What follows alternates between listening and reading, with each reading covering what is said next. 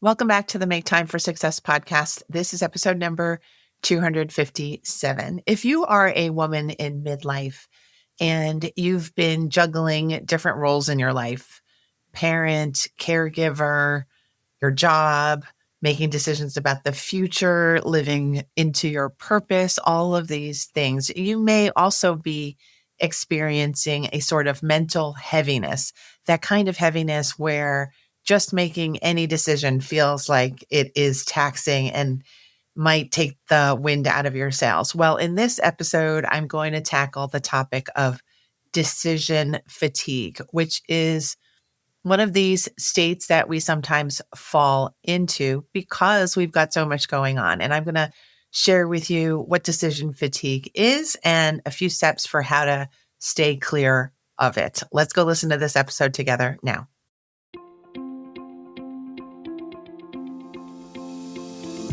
Hi, I'm Dr. Christine Lee, and I'm a psychologist and a procrastination coach. I've helped thousands of people move past procrastination and overwhelm so they could begin working to their potential. In this podcast, you're going to learn powerful strategies for getting your mind, body, and energy to work together so that you can focus on what's really important and accomplish the goals you want to achieve. When you start living within your full power, you're going to see how being productive can be easy and how you can create success on demand. Welcome to the Make Time for Success podcast.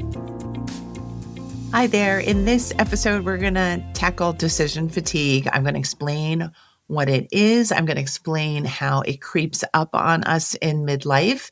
And I'm going to share with you some ways to really steer clear of decision fatigue. So first, the definition. What is decision fatigue? I recently have been conversing with different followers on TikTok about the topic of physical clutter.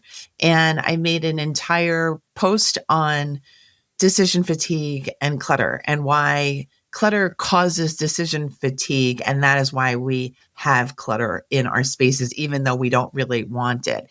And one person replied, I'm not sure I really ever heard of the term decision fatigue, and that gave rise to my thinking, let me make a podcast episode about this very topic. So the definition of decision fatigue is the mental depletion that happens when the brain makes too many choices, too many decisions, without recovery time, when we don't have time to rest and we're making decision after decision after decision. Because no matter how big or small the decision is, we are using the same tank of energy to make that decision. It requires brain energy to make any decision. And if you're just making a lot of decisions across the day, you may run the risk of feeling fatigued. That makes sense. But what does it look like to have decision fatigue? Decision fatigue can look like irritability. It could look like when we're having brain fog, when we can't really make a clear decision very well, when you are craving simplicity, you're just wishing that you didn't have so many options, when you are feeling like you really want to procrastinate or avoid what you're doing, or you're feeling like you have difficulty finishing or following through with a particular task. You just don't feel like you have a lot of energy. Basically, it feels like you're burning out. And that is why I thought it was important to create an episode on this topic, because I don't want you to feel like you're on the verge of burnout. After all, we're trying to make time for success. So the way to create room for success is to make sure that the strategies that we're using day to day protect us from burnout, protect us from decision fatigue. Now, I want to talk for a few minutes about the state of being a midlife woman, because I think what comes with being a mature adult is sometimes a lot of responsibilities. Responsibilities like having to take care of your family, raising children, taking care of elderly relatives, making decisions about the household, even about what to make for dinner, taking care of other people emotionally, taking care of yourself emotionally, living into your purpose. All of these things require decisions all the time. You know what I'm talking about because you're living your life and you're making decisions every single day. And I do think that midlife kind of puts us in a state sometimes of believing that we need to have endless energy, because how are we supposed to juggle all of these different roles? Employee, employer, family participant, community participant, citizen, all of these things, athlete, whatever you are, these are all roles that you care about. And these are roles that bring a whole host of decisions to your life all the time. So, how are we supposed to be great at our roles, be great at decision making, and not run out of energy? That is the real question. Well, I'm going to start answering that question. So, my first answer to that question is you really want to be compassionate towards yourself. If you've been listening to this podcast for any length of time, you know that is something that I really bring up all the time. Being kind to yourself is such a high level rock star success strategy because when we are being kind to ourselves, that means we are not forcing ourselves into any decisions. We are not being hasty with any of our movements. We are caring to make good decisions, and we're caring to not stress our brain and body out while making those decisions and choices. So start with compassion. Realize that if you are in a state of decision fatigue, or if you're nearing that state, that is because of biology. It's because you're human. It is not because you're flawed or because you don't know how to make decisions or because you're irresponsible somehow. It is not a personality flaw. It is really just the state of affairs. It's the state of being overloaded. And it's just some feedback from your brain and body that things might need to change. So instead of yelling at yourself about being tired or without energy, decide, this is an opportunity for me to figure this out finally. The state in midlife is this giant opportunity to use your experience, to use your wisdom that you've accumulated all these years to make a better plan, to have some systems in place, to delegate the things that you can delegate and share responsibilities with other people so that you don't burn out. So we're going to move away from the myth of needing to have endless energy to figure out how to use midlife as this renewal point where we get to renew our strategies, where we get to question what is worth my energy. And we're going to decide a lot of things are no longer worth our energy. And a lot of things really still remain dear to us and remain important to us and remain even critical to us when it comes to our well-being. This season of midlife is a chance to start making energy smart decisions. We get to simplify our routines. We get to set boundaries with work, with other people sometimes, and we get to reduce the clutter in our lives, both physical and mental, emotional clutter. And the first strategy I shared with you a minute ago was to be compassionate towards yourself. The second strategy I'm going to share with you is also really important. And that is that we have to assume our power. We have to be empowered for this to work. Because if you're not feeling like you are occupying your own power, if you're not trusting yourself, if you feel like you have to listen to everybody else's opinion, you're going to be stuck in this indecision. You're going to be stuck wondering if you made the right decision. You're going to be stuck feeling pretty tired when you could be resting. And I am just going to encourage you to use the twin powers of self-compassion and self-empowerment to really start fresh and to start feeling like, wow, I can really take care of myself these days. Wow, I've been overcomplicating things, but I've been listening to the Make Time for Success podcast. And now I feel like I get to do things in a different way just because I think I can. And then we're going to put some other strategies into action too, because, I'm all about strategies. So what we're going to do to beat decision fatigue. This is a list of 5 ideas to really protect yourself, your brain and your body from being too tired from all the decisions you have to make. The first is declutter. And yes, I just said, even if you're fatigued, you're going to declutter.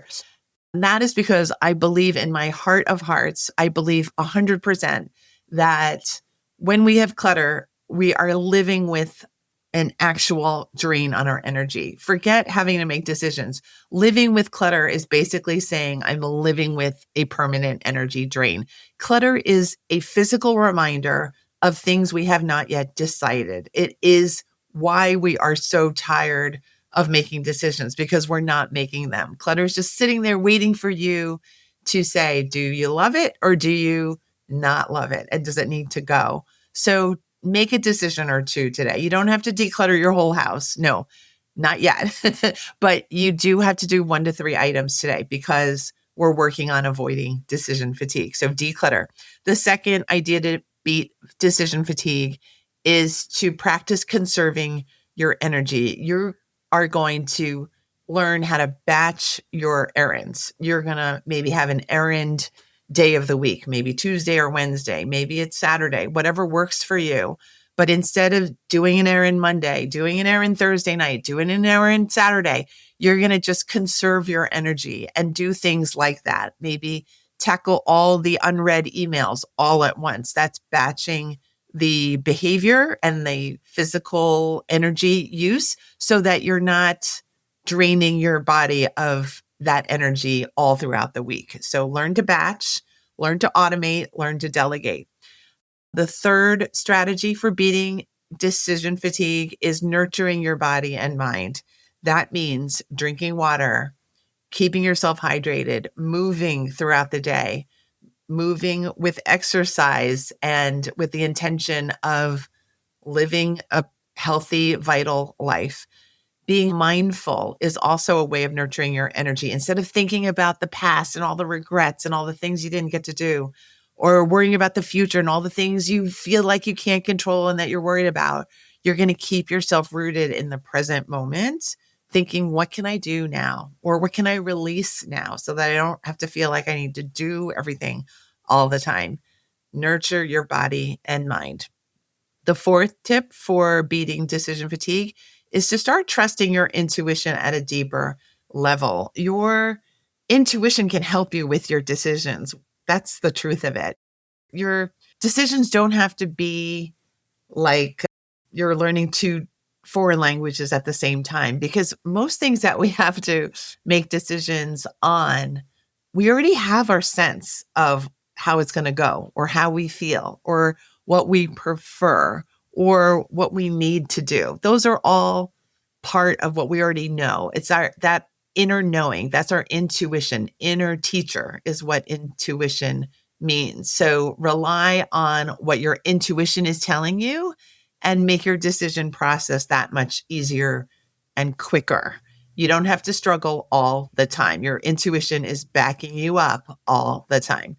And the last strategy for beating decision fatigue is to plan once and rest more often. Plan once and rest more often. I am someone I'm not a natural planner, but I have learned to really value the act of planning something, right? Whether it's a trip that's coming up or an upcoming launch that I'm doing with my audience, or it's figuring out what I need to buy at the grocery store. I have found that doing 5 minutes of planning will save way more than 5 minutes on the other side of the planning situation.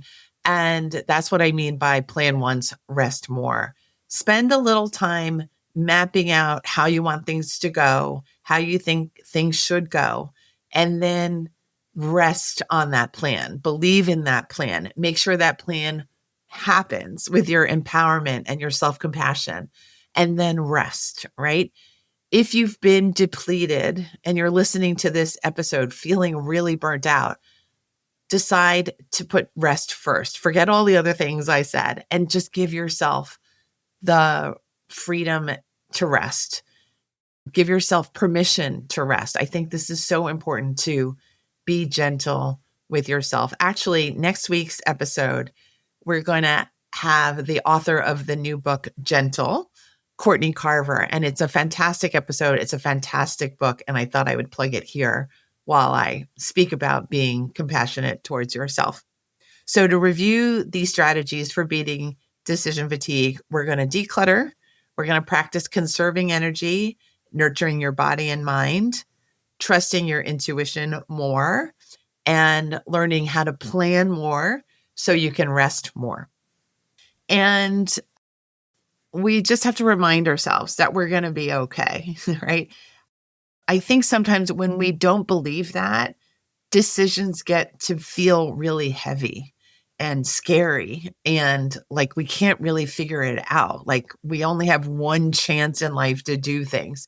And I think more often than not, decisions aren't actually that weighty. They might feel weighty, but in the end, you just have to make the decision. That's the thing that will change things. And yes, it is consequential, but it doesn't have to scare you because you're powerful, because you know yourself, because you're a midlife woman and you know a good thing when you see it and you know a bad thing when you see it. And you can now trust yourself at a deeper level. So go avoid decision fatigue. Go live your life. Go be gentler with yourself and rest when you can. I can't wait to hear the outcomes of your efforts. Feel free to share what you're going to change, if anything, because of this episode so that you can avoid decision fatigue. I do hope you change something because decision fatigue is not something that we want to saddle our brains and bodies with. We want to have a clear mind, clear body as often as we can. If you'd like to share any reactions or responses to this episode, please direct message me over on Instagram at procrastination coach. And I also want to invite you to my upcoming live 5-day challenge for decluttering. It is called Re-Energize Your Home. It's a 5-day challenge. I've run it 10 times before. This is time 11. And we're going to start on November 17th. It's a Monday, together to get the clutter out of our spaces so we can feel refreshed, so that we can feel re-energized and rejuvenated. It is going to be fantastic. And I can't wait to see you there. If you'd like to join, go to maketimeforsuccesspodcast.com/November. Again, it's maketimeforsuccesspodcast.com/November. You'll get the registration form. You'll send me your name and email address, and then we'll be off to the races. All right, that wraps up today's session. Thanks so much for being here on the Make Time for Success podcast. Go get them or rest, whichever one you need to do now. Take care. Thank you for listening to this episode of the Make Time for Success podcast. If you enjoyed what you've heard, you can subscribe to make sure you get notified of upcoming episodes. You can also visit our website, maketimeforsuccesspodcast.com, for past episodes, show notes, and all the resources we mention on the show. Feel free to connect with me over on Instagram too. You can find me there under the name Procrastination Coach. Send me a DM and let me know what your thoughts are about the episodes you've been listening to. And let me know any topics that you might like me to talk about on the show. I'd love to hear all about how you're making time for success. Talk to you soon.